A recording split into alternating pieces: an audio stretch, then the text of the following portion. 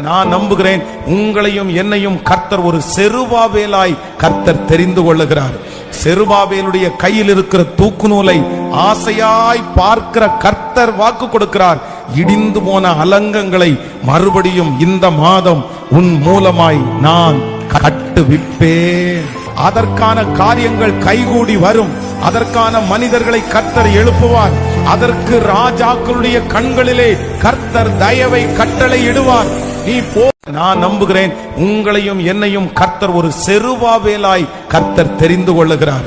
செருபாபேலுடைய கையில் இருக்கிற தூக்கு நூலை ஆசையாய் பார்க்கிற கர்த்தர் வாக்கு கொடுக்கிறார்.